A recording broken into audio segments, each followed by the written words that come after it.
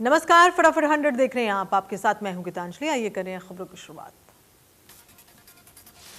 करनाल में बीजेपी की प्रदेश स्तरीय बैठक, मुख्यमंत्री मनोहर लाल की अध्यक्षता में बैठक हुई है, जिसमें पंचायत निकाय चुनाव के लिए रणनीति बनाई जा रही है। सीएम मनोहर लाल की अध्यक्षता में इस बैठक में पंचायत और निकाय चुनाव के लिए रणनीति बनाई गई। बैठक में डिप्टी स्पीकर रणबीर गंगवा, सुभाष बराला, मूलचंद शर्मा, बनवारी लाल, बबीता फोगाट मौजूद। इस बैठक में खेल मंत्री संदीप सिंह समेत सभी मंत्री और विधायक बैठक में मौजूद। वहीं संगठन के पदाधिकारी भी बैठक में शामिल। बैठक को लेकर सुरक्षा के कड़े इंतजाम किए गए। वहीं पुलिस ने रास्तों पर बैरिकेड लगाकर आवाजाही बंद कर दी।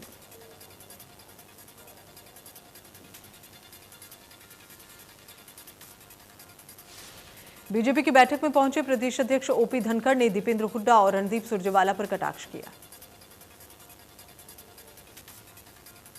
ओपी धनखड़ ने कहा, दोनों नेता कांग्रेस शासित राज्य पंजाब और राजस्थान में मक्का और बाजरे की खरीद एमएसपी पर करवाएं, ताकि दोनों राज्यों के किसान अपनी फसल को लेकर हरियाणा न पहुंचे।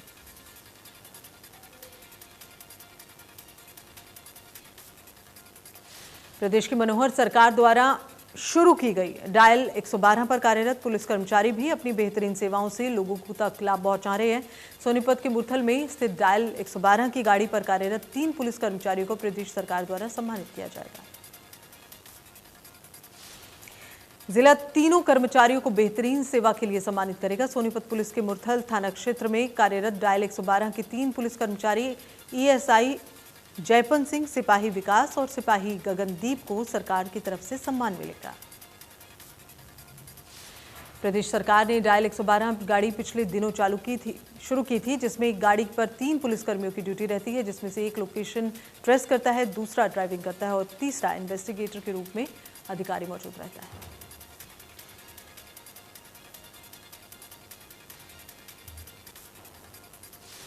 भारतीय किसान यूनियन के महासचिव भूपेंद्र सिंह मान ने किसान आंदोलन की दिशा और उद्देश्य पर सवाल उठाए हैं। भूपेंद्र सिंह मान की माने तो किसान आंदोलन 3 कृषि कानूनों के विरोध में है, जो कि केंद्र सरकार के साथ।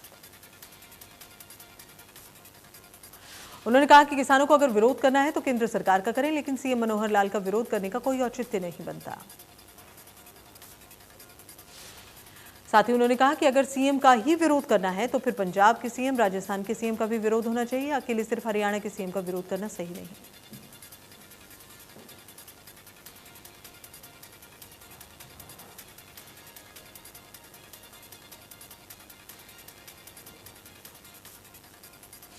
कांग्रेस नेता राहुल गांधी ने एक बार फिर से केंद्र सरकार पर निशाना साधा। राहुल गांधी ने ट्वीट करते हुए पूछा कि बीजेपी की आय 50% बढ़ गई है और आपकी?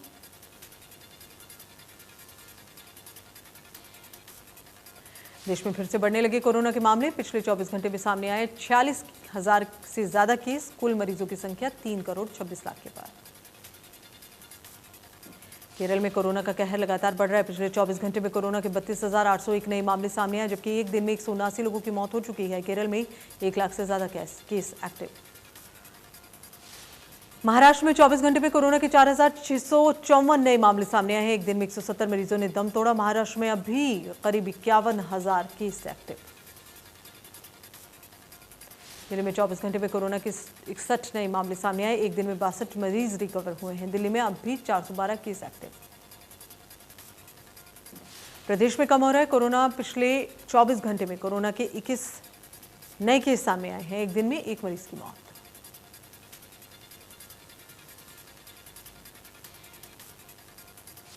कोरोना की संभावित लहर से पहले सिरसा स्वास्थ्य विभाग अलर्ट हुआ है। स्वास्थ्य विभाग ने अभी से ही बंदोबस्त शुरू कर दिए हैं।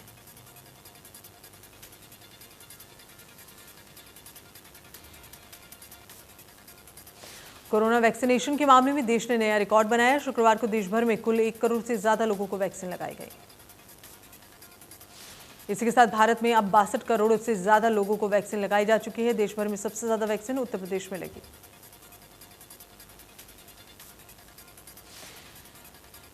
पीएम ट्वीट करके देशवासियों को इस बारे में जानकारी दी। उन्होंने कहा कि देश में 1 करोड़ दैनिक वैक्सीनेशन के टारगेट को पूरा किया गया। टीकाकरण अभियान को सफल बनाने वालों को बधाई। बल्लभगढ़ में वैक्सीनेशन का काम जोरों पर चल रहा है। रोजाना अलग अलग जगहों पर लोकल प्रतिनिधि स्वास्थ्य विभाग के साथ वैक्सीनेशन का कैंप लगा रहे हैं। आज बल्लभगढ़ के किसान भवन में 3 पार्षदों ने मिलकर वैक्सीनेशन का बड़ा शिविर का आयोजन किया, जिसमें 1000 लोगों को वैक्सीनेशन की डोज लगाने का टारगेट रखा गया। बीजेपी नेताओं ने कहा, बेशक रोजाना वैक्सीनेशन कैंप बल्लभगढ़ शहर में लग रहे हैं, लेकिन फिर भी बहुत से ऐसे लोग हैं जिन्हें अभी तक वैक्सीन नहीं लगी। उन्हीं के लिए शिविर का आयोजन किया गया।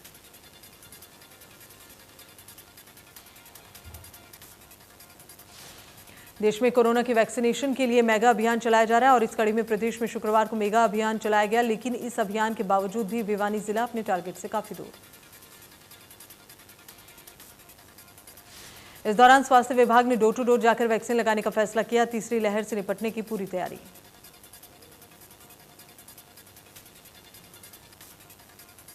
चरखी दादरी में बिजली विभाग के कर्मचारी वेतन न मिलने की वजह से परेशान हैं। डीसी रेट और वेतन न मिलने से नाराज बिजली विभाग के कर्मचारियों ने प्रशासन के खिलाफ प्रदर्शन किया।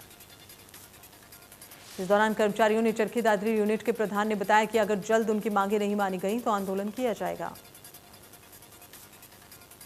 साथ ही उन्होंने कहा कि इससे पहले कर्मचारियों ने एसडीओ को नोटिस दिया है, लेकिन एसडीओ का कोई जवाब नहीं आया।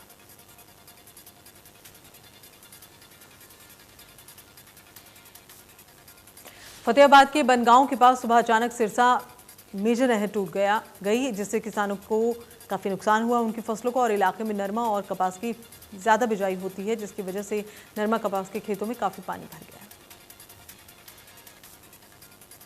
इसके बाद सिंचाई विभाग को मामले की सूचना दी गई। नहर का पानी बंद करवाया गया ताकि जहां से नहर टूटी है वहां से मरम्मत की जा सके। सिंचाई विभाग के अधिकारियों की लापरवाही के चलते घटना हुई। जिन बेलदारों की ड्यूटी नहर की रखवाली और रखरखाव की होती है, उन बेलदारों को अफसरों ने अपने कार्यालयों और ड्राइवरी के काम पर लगा दिया है।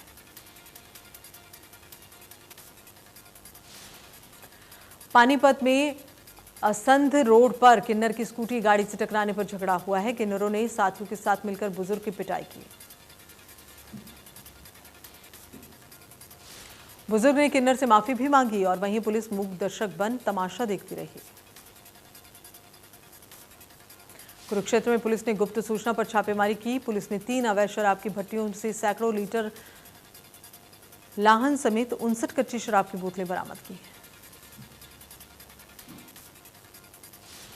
जांच अधिकारी ने बताया कि पुलिस को सूचना मिली थी कि बड़ी मात्रा में अवैध शराब बनाई जा रही है और इसके बाद छापेमार कार्रवाई की गई। नशा तस्करों को काबू में किया गया। सोनीपत नगर निगम में काम करने वाले ठेका कर्मचारियों की पीएफ में गड़बड़ झाला सामने आया। 1.5 साल से कर्मचारी अपने पीएफ के पैसे के लिए चक्कर काट रहे हैं। कर्मचारियों ने कहा कि उनके पीएफ के साथ गोलमाल किया है और पिछले लंबे वक्त से पीएफ का रिकॉर्ड भी तैयार किया गया और इसी को लेकर कर्मचारी इकट्ठा होकर ठेकेदारों के खिलाफ नारेबाजी करते हुए नजर आए।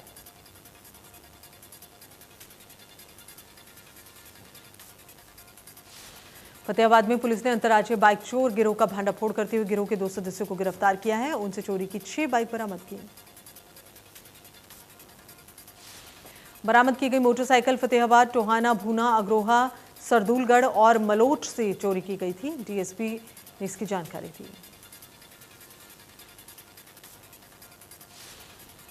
पुलिस ने आरोपी को गिरफ्तार कर 2 दिन के रिमांड पर भेज दिया है और इसके अलावा पूछताछ लगातार जारी है।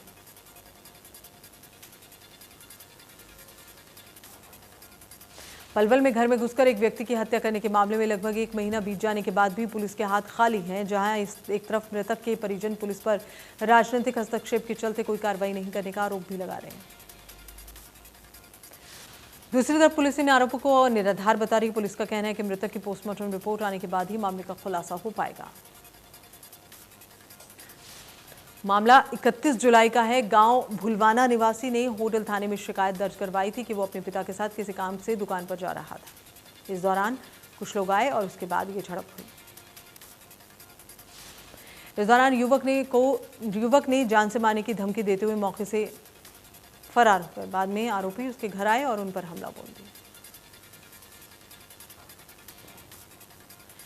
फरीदाबाद के पल्ला थाना क्षेत्र के बसंतपुर गांव निवासी किसान के 12 वर्षीय बेटे तनिष की यमुना खादर में सर पर वार कर निर्मम हत्या कर दी गई। परिजन बच्चे को आसपास की कॉलोनी में तलाश रहे थे, लेकिन कुछ पता नहीं चला। शुक्रवार शाम करीब 4 बजे उसका शव यमुना खादर में जंगल से बरामद हुआ। पला थाना प्रभारी रणवीर सिंह ने बताया, शुक्रवार करीब 11 बजे मृतक बच्चे के पिता बालेश्वर अवाना के बेटे के लापता होने की सूचना पुलिस ने धारा 363 के तहत मामला दर्ज किया। रोहतक के विजयनगर इलाके में ट्रिपल मर्डर से सनसनी फैल गई। एक परिवार के 4 सदस्यों को अज्ञात बदमाशों ने गोली मार दी, जिसके बाद उसकी मौत हो गई। 17 वर्षीय बेटी के सर पर भी गोली लगी है, जिन्हें गंभीर अवस्था में रोहतक के पीजीआई में भर्ती कराया गया है। रोहतक के एसपी राहुल शर्मा भी मौके पर मौजूद रहे। उन्होंने बताया, प्रदीप प्रॉपर्टी का काम करता था और कई विवाद हो सकते हैं। फिलहाल पूछताछ हो रही है। रोहतक की सड़कों पर घूम रहे लावारिस और आवारा पशुओं की वजह से आए दिन हादसे होते हैं। सड़कों पर ज्यादातर गाय सांड अधिक संख्या में मिलते हैं। रोहतक शहर में तो हालात इस कदर हैं कि सड़क पर चौक चौराहे पर शाम होते ही पशुओं के झुंड आ जाते हैं और वाहनों को निकालने का रास्ता नहीं मिलता है। आवारा जानवरों की वजह से आईएमटी क्षेत्र में एक बड़ा हादसा हुआ, जिसमें एक सांड ने एक बाइक सवार युवक की जान भी ले ली। भिवानी हिसार मार्ग पर एक बस और एक ट्रॉली में जोरदार भिड़ंत हुई, जिसमें 3 लोगों की मौत हुई है, जबकि 15 लोग गंभीर रूप से घायल। 4 की हालत गंभीर बनी हुई है। पीजीआई रोहतक रेफर किया गया है। हादसा बस द्वारा ओवरटेकिंग की वजह से हुआ है।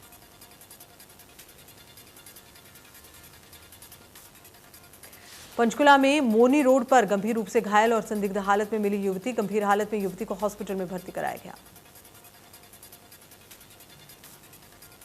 ऑटो चालक पर युवती को सड़क किनारे फेंकने का आरोप लगाया गया। पुलिस आसपास लगे सीसीटीवी खंगालने में जुटी है।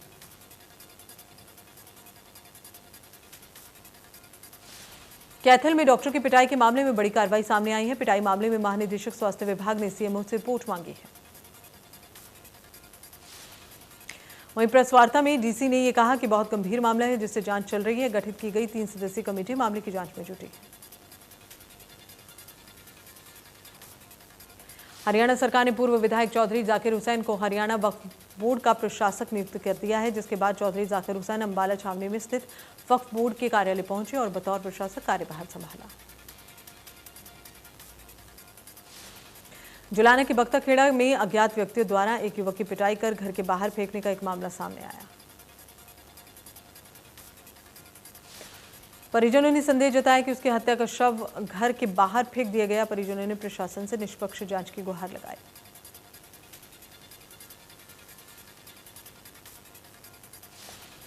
रेवाड़ी पुलिस ने मोबाइल टावर लगाने के नाम पर धोखाधड़ी करने और पैसे ऐंठने के मामले में कार्रवाई करते हुए आरोपी को गिरफ्तार किया। उसके कब्जे से 80,500 रुपए, 7 मोबाइल फोन, 11 फर्जी सिम कार्ड, 2 एटीएम भी बरामद किए हैं। गिरफ्तार गए आरोपी की पहचान हिमाचल प्रदेश के पोंटा साहिब निवासी धीरज के रूप में हुई।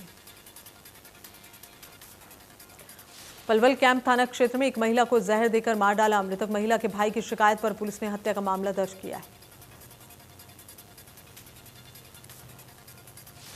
होडल के गांव गड़ीपट्टी स्थित पेट्रोल पंप पर पंप मालिक के भतीजे को गोली मारकर घायल कर दिया गया। हजारों की नकदी लूट ली गई।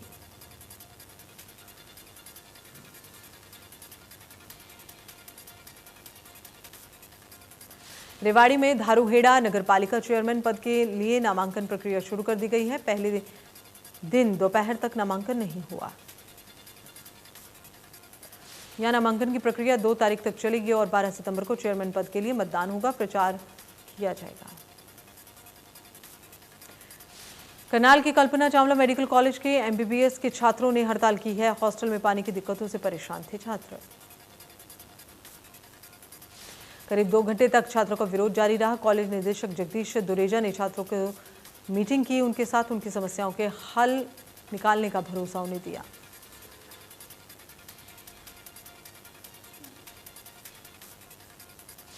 N44 हाईवे से सटी गई तहसील में चोरों ने दर्जनों दुकानों के ताले तोड़ दिए। लाखों रुपए के सामान पर हाथ साफ किया। सीसीटीवी में कैद हुए चोर। थाने की 500 मीटर की दूरी पर चोरों ने घटना को अंजाम दिया। बारी बारी से अलग अलग खोखे पर की गई चोरी की वारदात। भवानीखेड़ा के गांव लोहारी जाटू में दर्दनाक हादसे में 3 लोगों की मौत। प्राइवेट बस संतुलन बिगड़ने की वजह से ट्रैक्टर ट्रॉली में जा टकराई। घायलों को इलाज के लिए नागरिक हॉस्पिटल ले जाया गया। आरोपी बस चालक को गिरफ्तार कर लिया गया। उसके खिलाफ विभिन्न धाराओं में मुकदमा दर्ज किया गया। गीता भवन वाली गली में शुक्रवार सुबह 12 से 15 लोगों ने अचानक से लाठी डंडों से हमला किया। हमलावरों ने बुटीक पर मौजूद दुकान संचालक, उसकी पत्नी और बच्चों पर हमला किया। सभी के साथ मारपीट की गई और रुपए मांगे गए, धमकियां दी गई। पीड़ित लोगों ने मारपीट करने आए 2 युवकों को भी दबोचा, बाकी लोग फरार।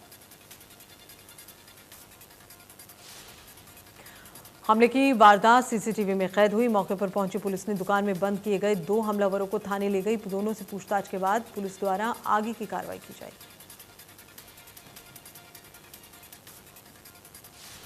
चरखी दादरी में सफाई कर्मचारी यूनियन के आह्वान पर सभी कर्मचारी हड़ताल पर रहे। उन्होंने सरकार और प्रशासन के खिलाफ जमकर नारेबाजी की। सफाई कर्मचारियों ने ठेका प्रथा और लंबित मांगों को लेकर हड़ताल की है। सफाई कर्मचारियों के रोष प्रदर्शन के मद्देनजर प्रशासन ने भी सुरक्षा व्यवस्था बनाए रखने के लिए भारी पुलिस बल तैनात किया।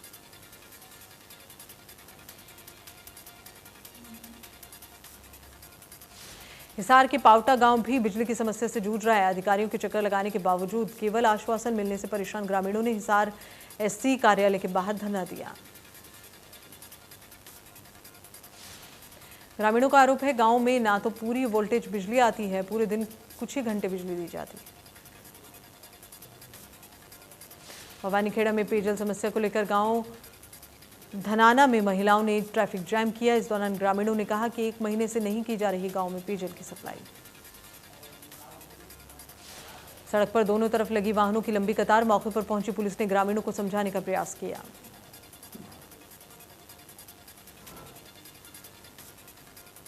गुरुग्राम में प्ले स्कूल की तर्ज पर विकसित होगी आंगनवाड़ी केंद्र, जिसमें बच्चों को फ्री शिक्षा दी जाएगी। गुरुग्राम जिले में 988 आंगनवाड़ी वर्करों को ट्रेन किया जा रहा है। 11 कैंप आयोजित किए जा रहे हैं। आंगनवाड़ियों के भीतर बच्चों को प्ले स्कूल वाली पढ़ाई कराई जा सके।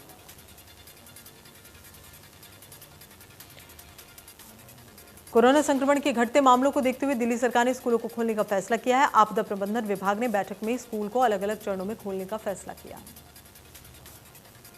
कक्षा 9 से 12 के स्कूल 1 सितंबर से खुलेंगे, जबकि कक्षा 6 से 8 के स्कूल 8 सितंबर को होंगे और पहले चरण में सीनियर कक्षाओं के लिए स्कूल खुलेंगे। दूसरे फेज में 6 और 8 के लिए स्कूल खोले जाएंगे।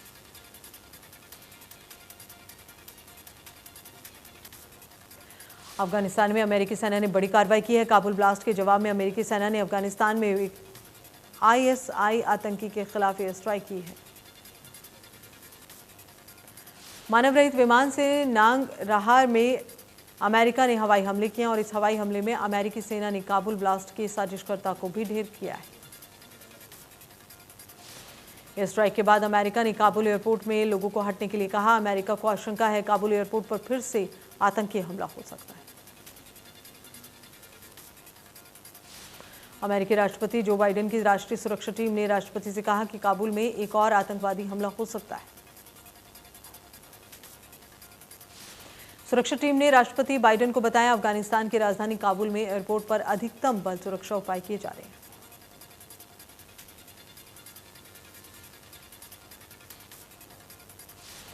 भवीना पटेल पैरालंपिक फाइनल में पहुंचने वाली भारत की पहली टेबल टेनिस खिलाड़ी बन गई है। भवीना पटेल ने वर्ल्ड रैंकिंग में नंबर 3 खिलाड़ी मियो को मात दी है। गुजरात के मेहसाणा की भाविना पटेल अब खिताबी मुकाबले में 29 अगस्त को उतरेंगी, जहां उनका सामना चीन की झाओ यिंग से होगा।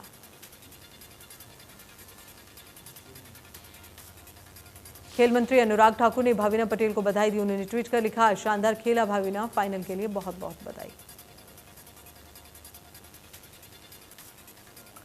प्रधानमंत्री नरेंद्र मोदी आज पंजाब के अमृतसर में जलियांवाला बाग स्मारक के पुनर्निर्माण निर्मित परिसर का वीडियो कॉन्फ्रेंसिंग के जरिए उद्घाटन करेंगे। इस खास मौके पर केंद्रीय संस्कृति मंत्री जी किशन रेड्डी, केंद्रीय आवास मंत्री हरदीप सिंह पुरी समेत कई लोग मौजूद रहेंगे।